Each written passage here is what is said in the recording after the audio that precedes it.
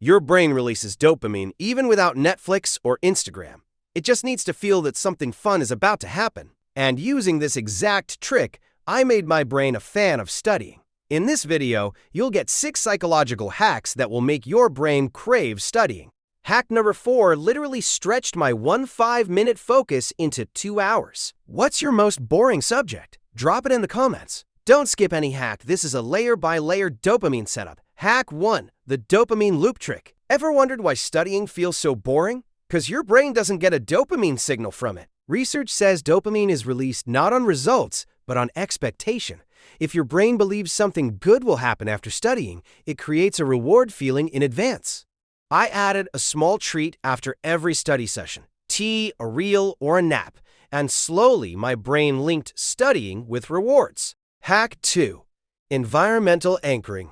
Your brain takes signals from your environment. The place where you sleep can't be productive for studying because your brain thinks it's a rest zone. I created a small space only for studying. A chair, a table corner, or a balcony spot. Same place, same light, same setup. This became an anchor.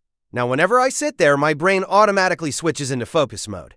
Hack 3, the 5-minute momentum rule. I thought I was permanently lazy until I challenged myself to study for just 5 minutes. When the alarm rang, I wanted to continue. Starting is hard, continuing isn't. You tell your brain just 5 minutes, and that small win releases dopamine, pulling you forward naturally. This is how I rebuilt my study routine and stopped procrastinating without forcing motivation. Hack 4. The progress bar effect.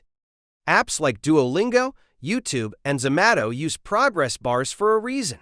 When you see 70% complete, your brain says, just a little more. I use this in studying with chapter checklists and visual trackers. Write all chapters on one page and tick them off as you complete them. As the list grows, your brain craves finishing the next level. Hack 5. Reframing boring subjects.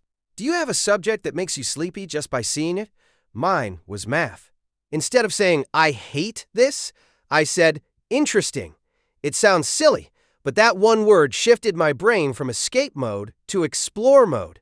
Curiosity is linked to dopamine. When you call something interesting, your brain pays attention, even if the subject is boring. Hack 6. Temptation bundling. Imagine revising boring topics while your favorite lo-fi music or cricket commentary plays in the background. That's temptation bundling, pairing a painful task with something enjoyable. The brain gets confused. Am I working or enjoying?